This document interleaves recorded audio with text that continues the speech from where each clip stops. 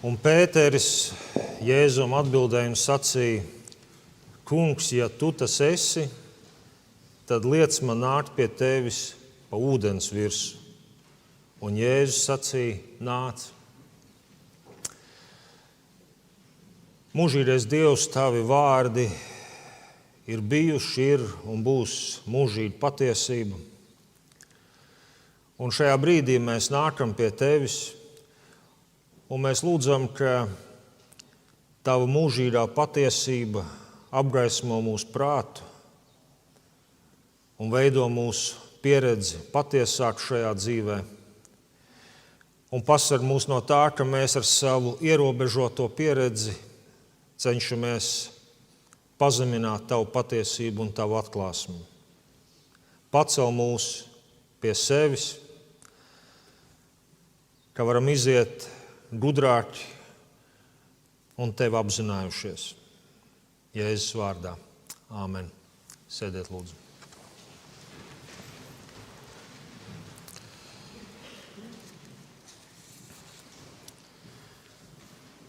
Ir tādi svēto rakstu teksti, kuros mums ir iespēja uz savu dzīvi paskatīties kā spogulī. Jūs tādus ziniet.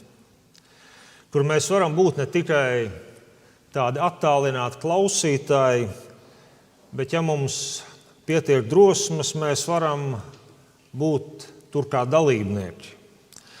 Un tāds ir arī šo svēto rakstu stāsts, kurš savā dziļākā būtībā jau nav tikai par vienreizēju notikumu. Pirms kādiem gadsimtiem Pētera dzīvē, bet šis stāsts ir par katra cilvēka sirdi, arī par tavējo.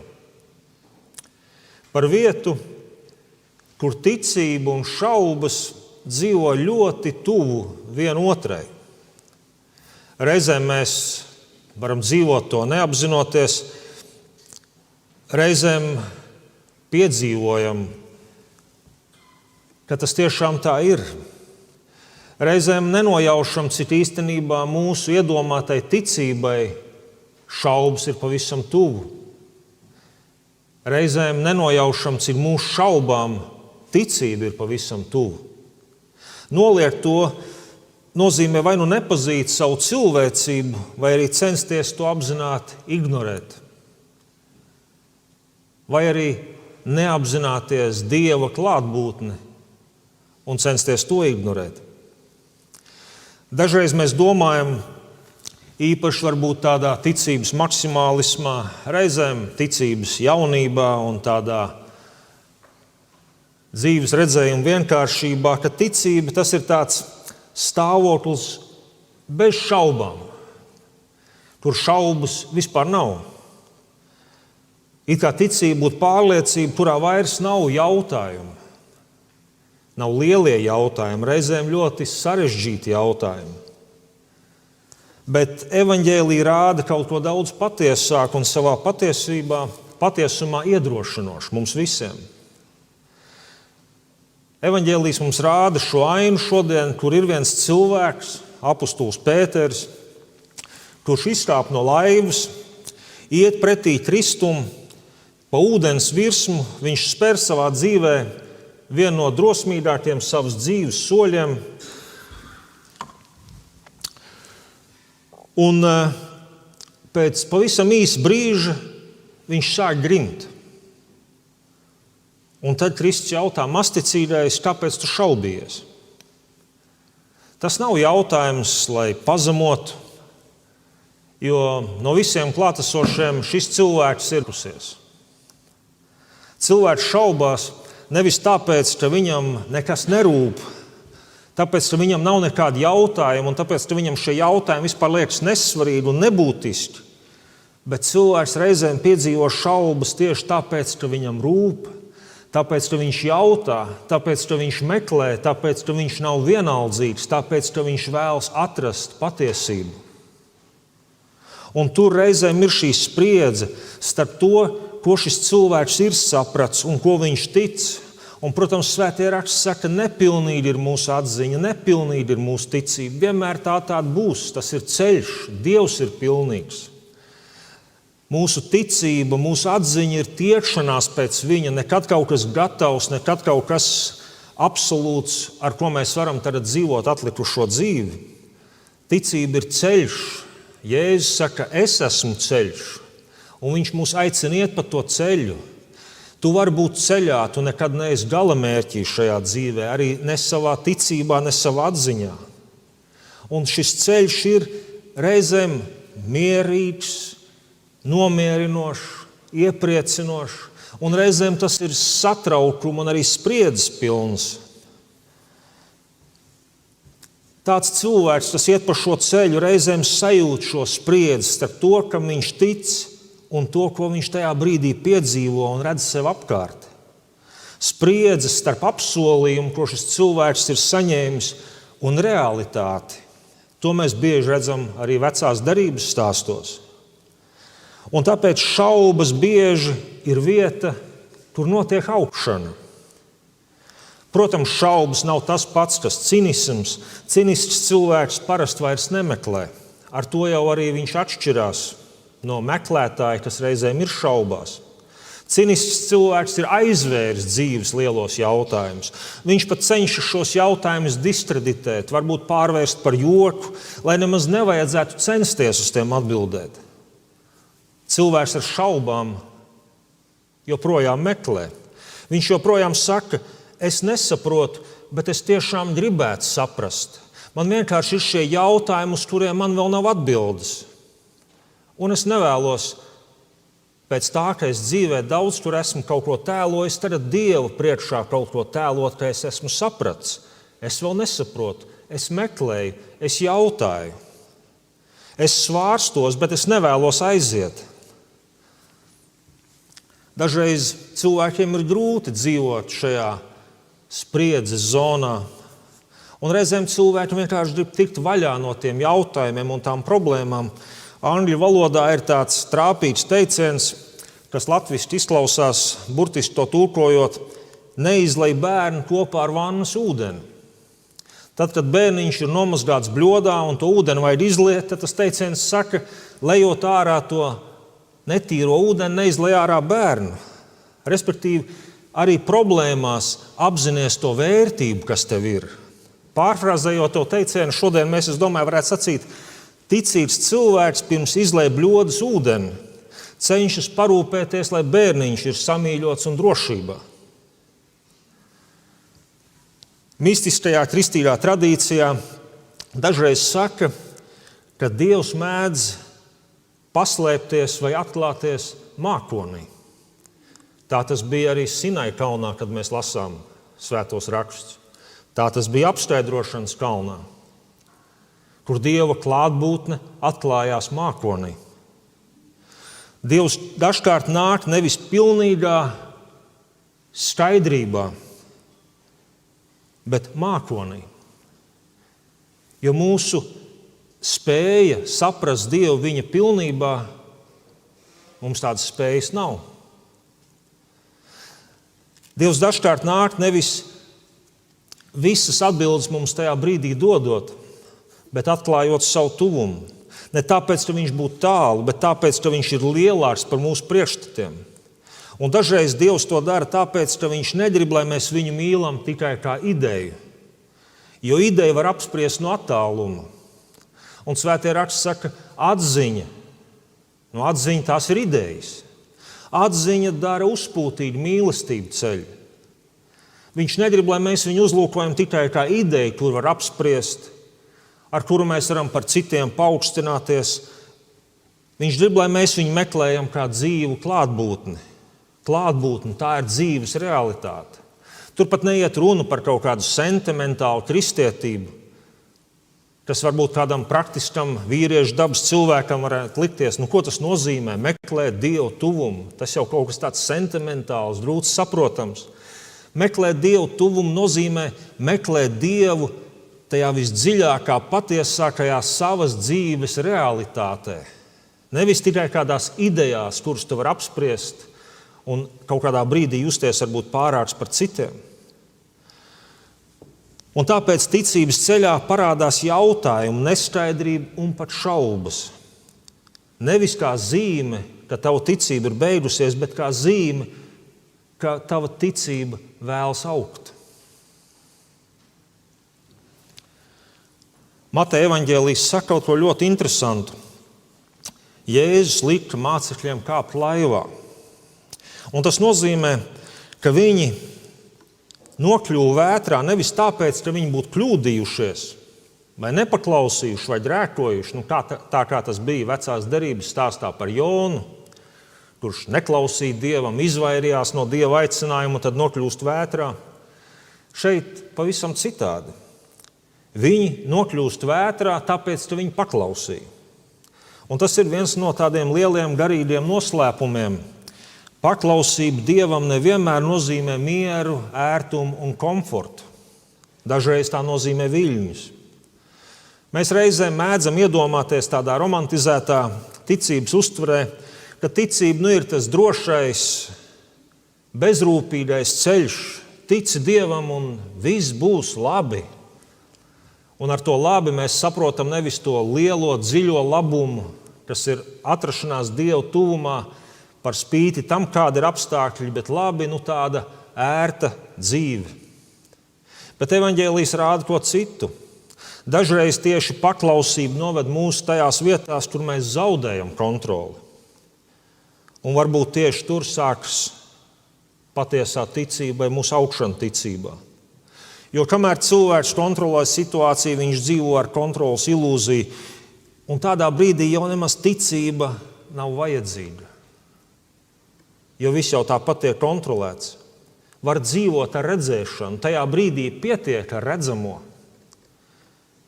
bet visu dzīvi tā nenodzīvos. Mēs lasām nakts, vējš, jūrā izceļas vētra, laiva cīnās ar viļņiem un mācekļus pārņem bailes par savu dzīvību. Un tad Kristus nāk pa ūdens virsmu. Bet mācekļi viņu nepazīst, viņi saka, un brēc mēs lasījām spoks, un tur gandrīz vai tā traģikomiski. Cilvēki, kur tajā brīdī visvairāk ilgojās pēc Dieva palīdzības, tieši tajā brīdī, kad tā palīdzība nāk, viņi to neatpazīst. Vai mums tā arī nemēdz gadīties? Cik bieži tas notiek arī mūsu dzīvē? Jo Dievs jau bieži nāk savādāk, nekā mēs gaidījām. Mēs parasti gaidām, Dieva klātbūtnes zīme varētu būt tā, ka tā problēma pazudīs. Ja tā problēma pazudīs, tad jau gan tā būs zīme, ka Dievs ir līdzās, vai ne? Tad mēs arī vairāk ticēsim. Tad mēs varēsim pat varbūt kādam pastāstīt, liecināt. Bet Dievs dažreiz saka, nevis problēma pazudīs, bet tu iestai cauri, tu tajā augsi. Liekas, tas notiek šeit. Vai ne tāpēc Jēzus viņiem sacīja, kāpiet laivā un pārcelieties uz otro krastu?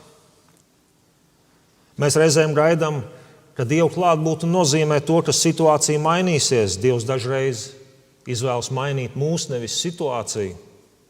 Mēs gaidām, ka būs Dieva klātbūtnē skaidrs plāns. Dievs dažreiz dod nākamo soli. Un pārējais paliek ticībā, ko mēs vēl nezinām. Un tad Pēters saka, ja tas tu esi, pavēl man nākt pie tevis par ūdens virsmu. Tas ir ļoti īpaši, ko Pēters saka. Liekas, tas ir tāds paslēpts iedrošinājums mums savā ticībā arī meklēt vairāk tādus vērtīgus piedzīvojumus, ja tā varētu sacīt.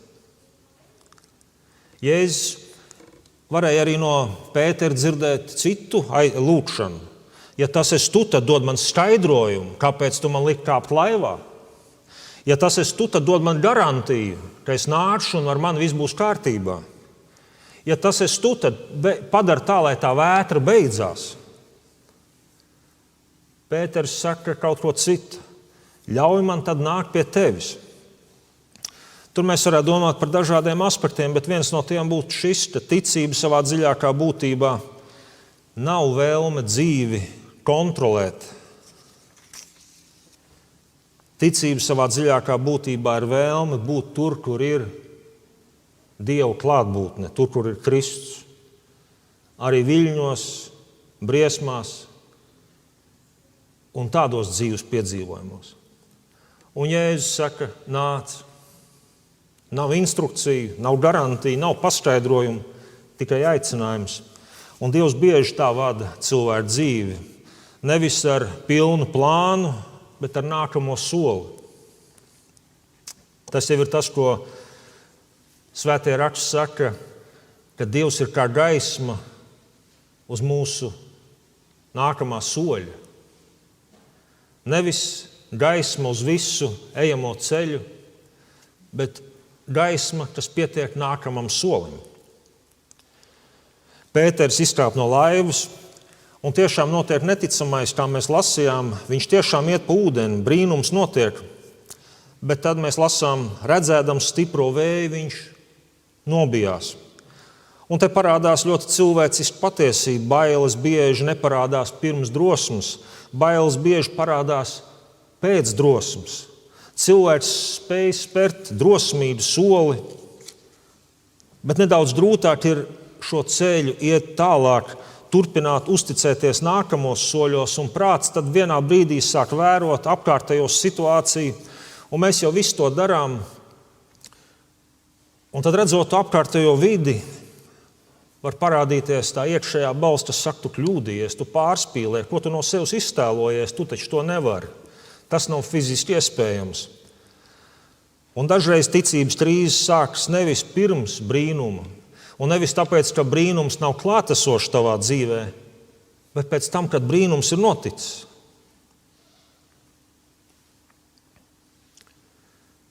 Divi cilvēki stāv pie altāra, vīrietis un sieviete, piedzīvojuši mīlestības brīnumu, un viens otram saka, jā, un tajā brīdī ir pārliecība, ir mīlestība, ir drosme. Bet mēs uz kādu brīdi ilgāk dzīvojuši zinām, laulība jau nav tikai tas romantiskais jā, pēc tā ticības un mīlestības brīnuma piedzīvošanas kāzu dienā. Tas ir garš ceļš. Arī tad, kad ir nodurums, kad emocijas ir pierimušās, kad ir ikdiena, tad parādās nodurums, reizēm pārpratumi, grūtības, un prāts tad var sākt čukstēt, vai tu nekļūdījies vai ne? Vai tas ir īstais cilvēks? Varbūt tās bija tikai emocijas. Un dažreiz ticība iznīcina nevis grēks, to iznīcina pastāvīga skatīšanās uz vēju. Tā kā mēs šeit redzam, Pētera uzmanība no Kristus, uz kuru viņš tikko skatījās un ar kuru viņš runāja un sacīja, Kristi, ja tas esi tu, ļauj man nākt pie tevis.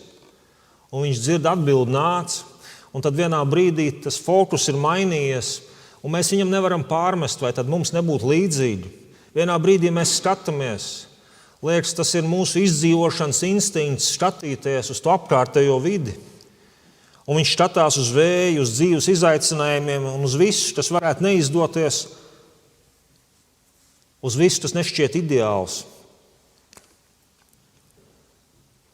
Un reizēm tās nepilnības, ja tās kļūst par mūsu dzīves fokus, tās mūs nodremdēs.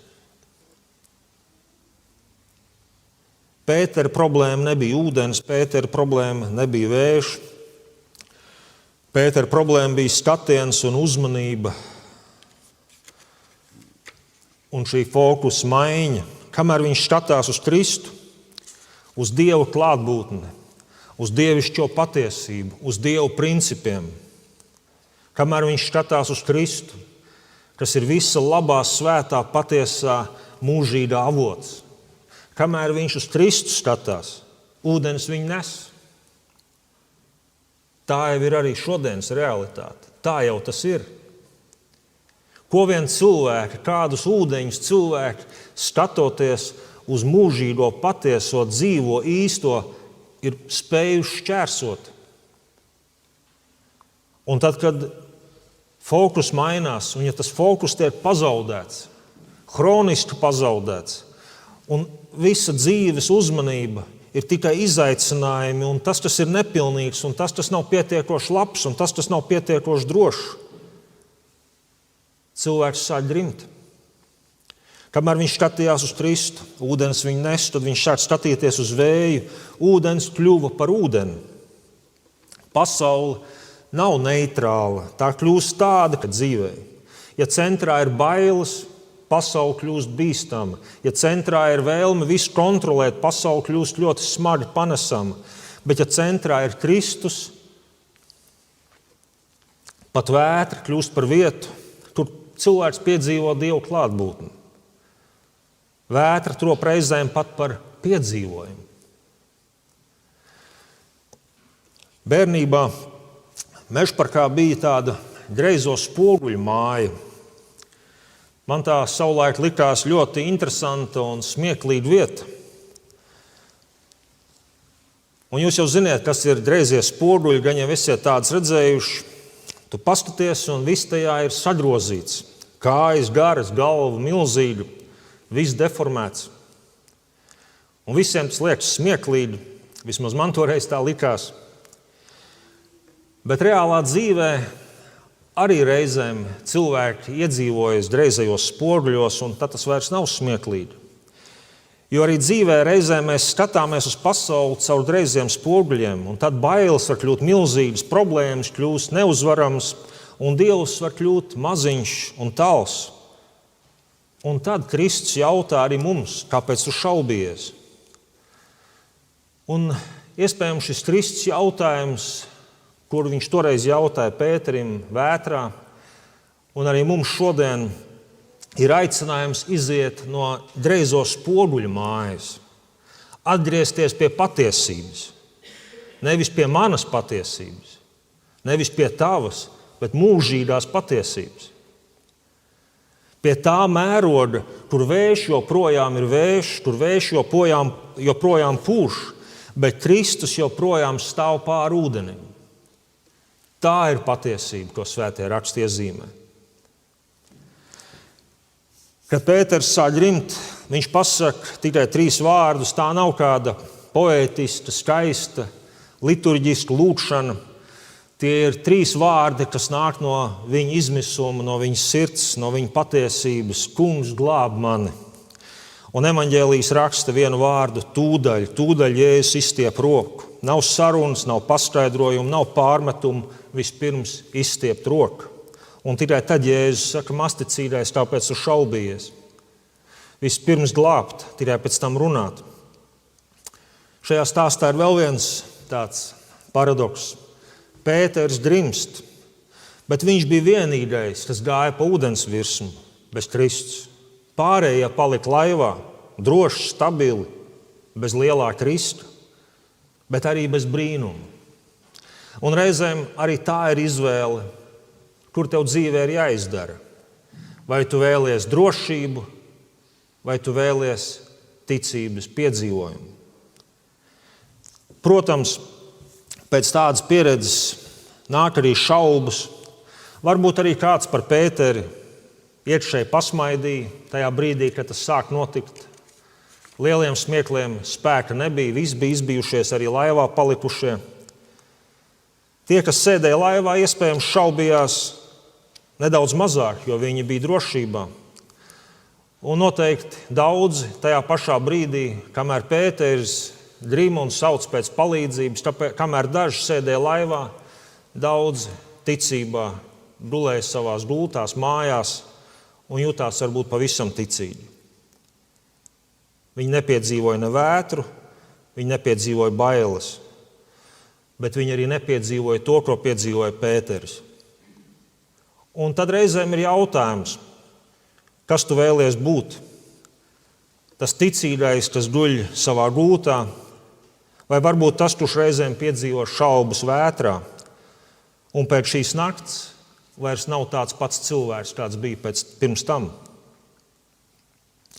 Un jautājums paliek, vai tu vēlies visu dzīvi palikt mājās, vai tu vēlies visu dzīvi palikt laivā, Vai tu gribi būt tas, kurš komentē un spriedelē, vai tu tomēr savas dzīves izšķirošajos brīžos vēlies būt tas, kurš uzdrīkstas izkāpt no laivas? Šis stāsts beidzas ar mieru. Jēzus ar Pēteri atgriežas laivā, vējš norimst, un mācekļi, arī tie, kas bija laivā, saka, patiesi, tu esi Dieva dēls.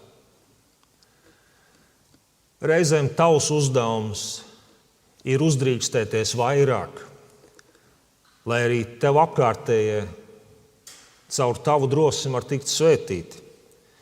Reizēm tas tev ir jādara savas ģimenes dēļ, reizēm tas tev ir jādara savu draugu dēļ. Jāizkāpj no laivas, lai pēc tam visi var sacīt patiesi. Interesanti, ka šie paši cilvēki šādus vārdus nesacīja pēc citiem brīnumiem. Piemēram, kad mēs lasām stāstu par to, kā Jēzus pavairoja maizes un zivis un tika pabarot 5000 cilvēku, tad viņi to nesaka. Viņi to saka pēc vētras. Un tas arī kaut ko pasaka par mūsu cilvēcisko dabu. Pēc bailēm, pēc šaubām, pēc drimšanas. Dažreiz tieši tad cilvēks visdziļāk ierauga, kas ir Kristus, kas ir Dieva klātbūtne. Tieši tad, kad cilvēks ir bijis tuvu drimšanai. Tāpēc šķiet, reizē mums arī tādi brīži ir jāpiedzīvo. Un tādā izpratnē šis stāsts ir arī par mums. Varbūt arī tu esi, kas to zina. Tagad vietā, kur vējš ir kļuvis skaļāks, kur viļņi ir kļuvuši lielāki tavā dzīvē. Un Kristus jautājums tavā dzīvē arī skan nevis kā pārmetums, bet kā aicinājums. Kāpēc tu šaubījies? Nevis, lai tevi pazemotu, bet lai tu atkal paskatītos uz viņu. Vai varbūt, lai tu pirmo reizi paskatītos uz viņu. Jo ticība nav dzīve bez vēja. Ticība nav dzīve bez vētrām. Ticība ir dzīve, kurā cilvēks vētrā atklāja, ka Kristus ir tuvāk nekā viņš domāja. Un varbūt šeit ir viena no skaistākajām evaņģēlija patiesībām priekš katru no mums šajā brīdī mūsu priekšā. Kristus negaida, kamēr cilvēks iemācīsies nešaubīties. Viņš nāk pie cilvēka tieši tur, kur ticība un šaubas dzīvo vienā sirdī. Viņš nāk pie katra no mums. Jo redziet, pat tad, kad cilvēks grimst, šis cilvēks bieži ir tuvāk Kristum nekā tad, kad viņš nekad nav izkāpis no laivas. Pat tad, kad tu piedzīvo dzīvē brīžus, jo tu esi spēris soli ticībā. Un tas tev noved pie situācijas, kur tev liekas, ir drusciņi pa daudz, ir daudz pa daudz. Es grimšu. Bieži vien tajā brīdī tu tieši esi tuvāk Kristum nekā tad, kad tu esi visu dzīvi centies nodzīvot no laivas neizkāpjot. Lūgsim Dievu. Kungs Jēzu, tu zini mūsu ticību, tu zini arī mūsu šaubas. Kad mēs skatāmies uz vēju, kad mēs redzam viļņus, kad viss apkārtējā pasaule pārņem mūsu uzmanību, kad varam pat naktī būt nomodā un redzēt viļņus, tad palīdz mums atkal pacelt savu skatienu uz tevi. Un paldies, ka tu mums rādi šo citu realitāti. Pat tad, kad ir viļņi un vētra, tu joprojām esi virs ūdens. Un tad, kad mēs sākam grimt, paldies, ka tu mums izstiep pretī savu roku un māc mums uzticēties tev. To mēs arī darām šajā brīdī. Paldies, ka tu mūs aicini arī šajā brīdī skatoties uz savu dzīvi, uz mūsu dzīves viļņiem, dod mums šo piedzīvojumu garu, arī spēt tev šajā brīdī sacīt, ja tas esi tu, ļauj mums nākt pie tevis. Un paldies, ka tur, kur tu esi, tu saki, nāc. Āmen.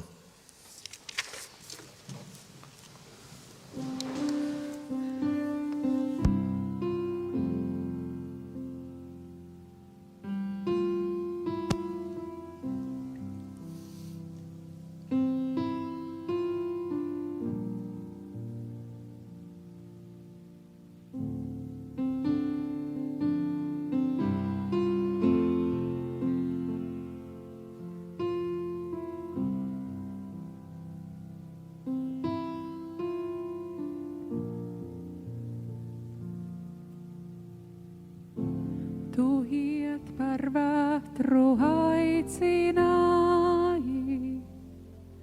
kur viss ir klus un nezināms.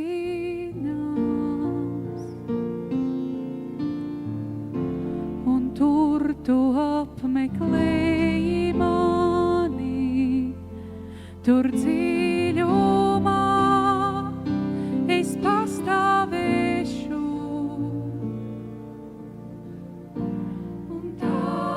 Vārdu piesaukšu,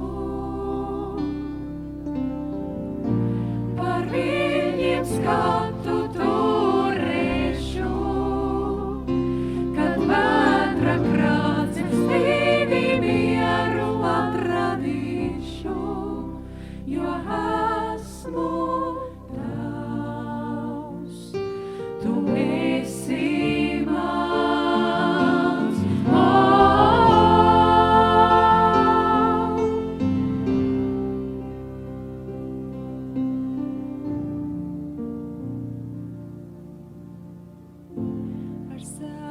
Žēlastību lielo, tu vadīsi par ūdeņiem,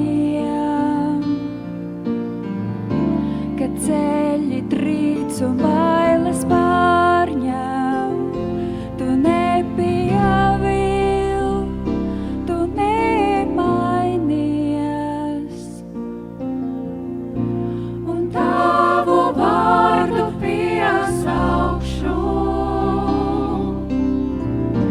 par viļņiem skatu turēšu, kad vētra krāces divi mieru atradīšu, jo esmu tavs, tu esi mans.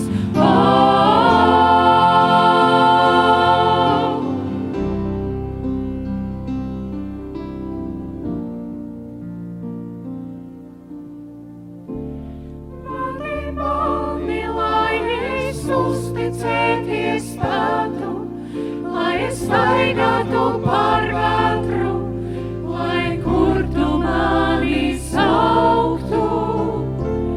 Vadi tālāk, kā es pats to iecerētu, kur nekas vairs nevienētu, tavā tuvumā man slāvi. Vadi mani, lai es uzticēties spētu, lai es staigātu par vētru, lai kur tu mani sauktu.